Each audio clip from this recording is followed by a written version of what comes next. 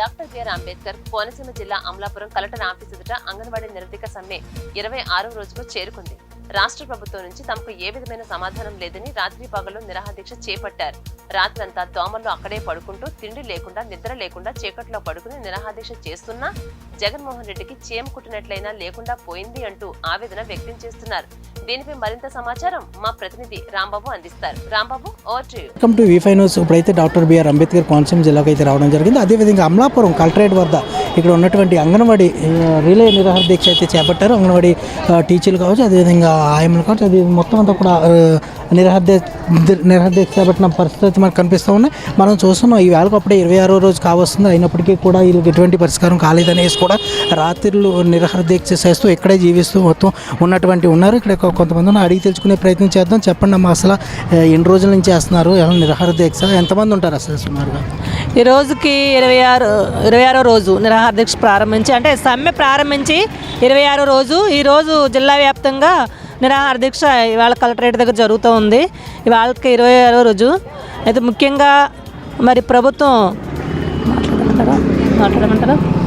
ప్రభుత్వం మరి 26 రోజులైనా కూడా ఇప్పటికీ మా సమస్యలు పరిష్కారం చేయలేదు కాబట్టి మరి ఈరోజు నిరాహార దీక్షలు అనేది 24 గంటల నిరాహార దీక్షలు చేస్తూ ఉన్నాము.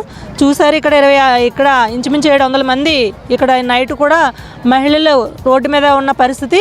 ఇవాళ ఈ ప్రభుత్వమే దీనికి బాధ్యత వహించాలని చెప్పేసి మేము చెప్తా ఉన్నాం. ఇవాళ ఇది అత్యంత దుర్మార్గంగా ఇవాళ ఎస్మా ప్రయోగించి అంగన్వాడీలు మీరు విధులకు వెళ్ళకపోతే మిమ్మల్ని తీసేస్తామని చెప్పేసి ఇవాళ ఎస్మా ప్రయోగిస్తామని చెప్పేసి ప్రభుత్వం చెప్తా ఉంది. మేము దీన్ని తీవ్రంగా ఖండిస్తూ ఉన్నాం. అసలు ఎస్మా కిందకి ఇవాళ అంగన్వాడీలు రారు అనేది కనీసం అవగాహన లేకుండా ఇవాళ ముఖ్యమంత్రి ఈ రకమైన ఆదేశాలు ఇవ్వడం అనేది చాలా దుర్మార్గం. కాబట్టి దీన్ని తీవ్రంగా ఖండిస్తూ ఉన్నాం. ఏదైనా భయభ్రాంతులకు గురి చేసి ఉద్యమాలను అయితే మాత్రం ఆపలేరు. మీరు ఏదైతే ఎన్నికల ముందు హామీ ఇచ్చారో హామీ అమలు చేసేంత వరకు కూడా సమ్మెను కొనసాగిస్తామని చెప్పేసి మేము సందర్భంగా తెలియజేస్తూ ఉన్నాం. చెప్పండి అమ్మా, ఇప్పటికప్పుడే 26వ రోజు ముగిస్తుంది. అసలు ఈ ప్రభుత్వాన్ని ఎలా చూడొచ్చు అంటారు? ఈవేళకి 26 రోజులు అయిందండి. 26 రోజులు కూడా ప్రభుత్వానికి ఏ విధమైన నల్లి కుట్టినట్టు కానీ సేమ కుట్టినట్టు కూడా లేదు. కానీ మహిళలు అనేసి రోడ్డు ఎక్కించేసి మహిళలను చూడకుండా వారి ఇష్టానుసారంగా ఏయో మాకు ఏర్పాటు చేస్తున్నారు. కానీ ఆయన తస్మాసైనా మేము జాగ్రత్త అని చెప్తాము. ఎట్టి పరిస్థితుల్లో మేము తగ్గేదే లేదు. ఎందుకంటే సమస్యల పరిష్కారం అయ్యే వరకు కూడా మేము తగ్గమండి. ఆయన ఏం చేసినా సరే కూడా మేము కూడా దానికి సిద్ధపడి ఉన్నాము. అలాగే ఈరోజు వాళ్ళ నైట్ వేళ అందరూ కూడా రోడ్డు ఎక్కువ ఉన్నాం. కానీ మహిళలకి రక్షణ లేకుండా ఈ ప్రభుత్వం ఉంది కాబట్టి ఇలాంటి ప్రభుత్వం మాకు అక్కర్లేదండి. ఇలాంటి ప్రభుత్వం మాకు అక్కర్లేదు కాబట్టి మమ్మల్ని మహిళలుగా గుర్తించి మా సమస్యలు పరిష్కరించే వరకు ఎలాంటి ప్రభుత్వం వస్తుందో మేము దాన్ని కాచి వేచి చూస్తామనేసి మీకు తెలియజేస్తున్నాం. సో మనం చూస్తున్నాము కలెక్టరేట్ ప్రాంగణం అంతా కూడా 700 మంది సుమారుగా ఉన్నట్లుగా మనకు తెలుస్తూ ఉంది. అదేవిధంగా అమ్మ నిరాహార దీక్ష చేస్తున్నారు, దాదాపుగా 700 మంది చేస్తున్నారు. మరి జగనన్న అయితే కనుక చాలా హామీలు ఇచ్చి అన్నీ అమలు చేస్తున్నారు. అసలు మీ పట్ల ఎందుకంటారు ఇంత నిర్లక్ష్యంగా వ్యవహరిస్తున్నటువంటి పరిస్థితి రాష్ట్ర ప్రభుత్వం? ఈరోజు 26వ రోజు సమ్మె బాట పట్టింది.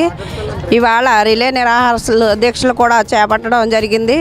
ఈ రిలే నిరాహార దీక్షలు చేపట్టడంలో ఏంటి, ఇప్పుడు మీకు సమ్మె చేసే హక్కు లేదనేసి మాకు ఇప్పుడు జీవోని రిలీజ్ చేశారు.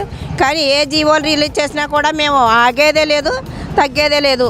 ఎందుకంటే ఎన్నికల మేనిఫెస్టోలో ఏదైతే ఇచ్చారో జగన్ గారు హామీ ఏదైతే ఇచ్చారో అది అమలు చేయమని అడుగుతున్నాం. మేమేం గొంతమ్మ కోరికలు ఏం కోరడం లేదు. మాకు మటుకి ఎన్నికల మేనిఫెస్టోలో తెలంగాణ కన్నా అదనంగా ఏదైతే 1000 రూపాయలు పెంచుతారన్నారో ఇప్పుడు తెలంగాణలో 13,500 ఉంది. అలాగే మాకు కూడా 11,500. దాని మీద వెయ్యేసి పెంచండి అనేసి మేము మేనిఫెస్టోలో ఏదైతే ఇచ్చారో దాని సమస్యల మీద అడుగుతున్నాం తప్ప గత ప్రభుత్వాలని చూసుకుంటే ఈ ప్రభుత్వం కూడా ఇచ్చిన మాట ఆడిన మాట తప్పింది. అందుకని గతంలో కూడా చంద్రబాబు నాయుడు గారు మహిళల్ని అంగన్వాడీ టీచర్ని గుర్రాలతో తొక్కించడం కూడా జరిగింది. ఇప్పుడు ఆయన 10 సంవత్సరాలు కుర్చీకి దూరంగా ఉన్నారు. ఇప్పుడు కూడా జగన్ గారు మా సమస్యలు పరిష్కరించకపోతే ఆయన కుర్చీ కదలడం ఖాయం అంగన్వాడీ వాళ్ళు చేతుల్లో. ఎందుకంటే అంగన్వాడీ అక్క చెల్లెలు అమ్మలు అంటూ ఆయన మమ్మల్ని ఓటేసేటప్పుడు ఒక మాట, ఇప్పుడేమో కుర్చీ వచ్చాక ఒక మాట మాట్లాడుతున్నారు. కాబట్టి మీరు ఎన్ని ఎస్మాలు మీరు ప్రయోగించినా కూడా అంగన్వాడీల మట్టికి మీరు మేము ఏ అయితే డిమాండ్స్ కోరుతున్నామో ఆ డిమాండ్స్ నెరవేర్చే వరకు కూడా ఈ సమ్మె ఆగదని అంగన్వాడీలందరం కూడా ప్రభుత్వాన్ని హెచ్చరిస్తున్నాం. ప్రధానంగా మీ డిమాండ్స్ ఏంటమ్మా ఒకసారి మళ్ళీ ఒకసారి చెప్పండి. మేము ప్రధానంగా అడిగేది మాకు కనీస వేతనం అమలు చేయాలని, అలాగే రిటైర్మెంట్ బెనిఫిట్ కల్పించాలి. ఈ రోజుని రిటైర్మెంట్ అయిన తర్వాత అంగన్వాడీ టీచర్లు ఆయాలు కూడా ఎంతోమంది పిల్లలు చూడక లేకపోతే పిల్లలు లేనోళ్ళు కూడా ఈరోజు రోడ్డు మీద అడుక్కునే పరిస్థితి ఉంది. అందు కాబట్టి మాకు రిటైర్మెంట్ బెనిఫిట్ 5 లక్షలు కల్పించాలి. అలాగే మినీ అంగన్వాడిని మెయిన్గా చేయాలి. యాప్లు పెంచారు, యాప్లు కుదించాలి. అలాగే మీరు ఏదైతే మాకు పని భారం ఎక్కువ పెట్టారో ఆ పని భారాన్ని కూడా తగ్గించాలని మేము ప్రభుత్వాన్ని ఫీడింగ్ కూడా నాణ్యమైన ఫీడింగ్ గర్భిణీ బాలింతలకు కూడా నాణ్యమైన ఫీడింగ్ ఇవ్వాలనేసి ప్రభుత్వాన్ని డిమాండ్ చేస్తున్నాం. చూస్తున్నాం మనం అంగన్వాడీ మొత్తం చూస్తున్నాం. ఇక్కడ మొత్తం పండగ అంతా ఇక్కడే గడిచిపోయేటట్టుగా మనకు కనిపిస్తూ ఉంది. చెప్పండి అమ్మా, అసలు ఇది తేలే వరకు మీరు పండగ కూడా ఇక్కడే జరుపుకునేలా? ఇక్కడే చేసుకుంటామండి. పండగ మొత్తం ఇక్కడే చేసుకుంటాము. ఎందుకంటే క్రిస్మస్ కూడా మేము రోడ్డు మీదే చేసుకున్నాం, జనవరి 1 కూడా రోడ్డు మీదే చేసుకున్నాం. అదేవిధంగా సంక్రాంతి, భోగి మంటలు కూడా మేము రోడ్డు మీదే చేసుకుంటాం. ఎందుకంటే ఈ జగన్ ప్రభుత్వం అన్ని అబద్ధాలే మాట్లాడుతుంది. సంక్షేమ పథకాలు అంగన్వాడీలకు అమలు చేసాము అని ఆయన చెప్తున్నారు. జీవోలు మేము ఆమోదించాము అని చెప్తున్నారు. ఏమి ఆమోదించారు? మాకు అంగన్వాడీలో పనిచేసే వాళ్ళు అందరూ ఎక్కువ ఒంటరి మహిళలు, పేదవాళ్ళమే ఉన్నాము.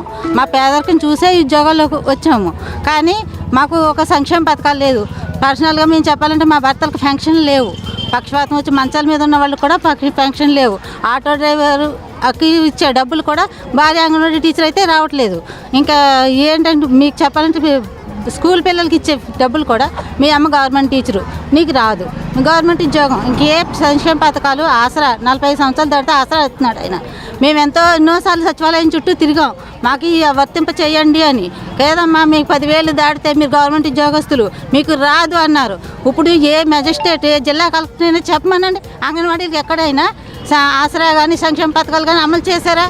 అన్ని అబద్ధపూరితంగా పర్ఫెక్ట్గా వస్తున్నాయమ్మా? లేదు సార్, మాకు ఆ జీతాలు ఒక నెల రాదు, 3 నెలలు రావు, 1-2 నెలలకి వేస్తారు, మరి ఒక నెల మర్చిపోవాలి, అలాగే ఉంటుంది. అది ఒక క్రమ పద్ధతిలో మాకు జీతాలు రావడం లేదు.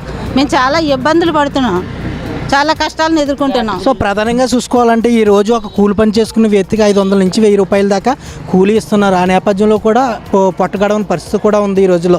ఈ రోజు నిత్యావసర సరుకులు అయితే కానీ దారుణంగా ఆకాశానికి పెరిగిపోయినాయి. అయినప్పటికీ కూడా వీళ్ళు ఇచ్చే 10,500 రూపాయలు, 11,500 రూపాయల శాలరీతో మేము ఎలా బతకాలి, మేము ఎలా పోషించుకోవాలనేది వీళ్ళు ఆవేదన వ్యక్తం చెందుతున్నటువంటి పరిస్థితి. చాలామంది కూడా ఇంకా చీకట్లో పడుకుని ఇక్కడ జీవిస్తున్న పరిస్థితి అయితే మనకు కనిపిస్తూ ఉంది. వెళ్ళి లోపలికి వెళ్ళి చూసే ప్రయత్నం అయితే మనం చూద్దాము.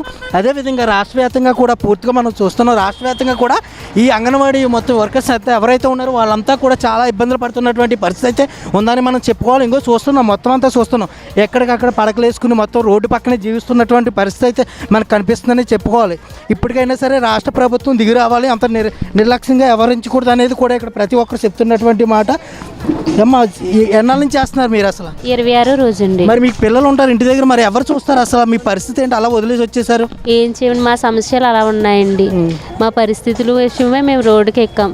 జగన్ గారు మరి గుర్తించి మా అవసరాలు తీర్చాలని కోరుకుంటున్నామండి. మా పరిస్థితుల నిమిత్తం ఆయన ఏ సమస్యలైనా తీరుస్తాడని అందరూ అంటారు. మా విషయం నిమిత్తం తీర్చాలని కోరుకుంటున్నాం.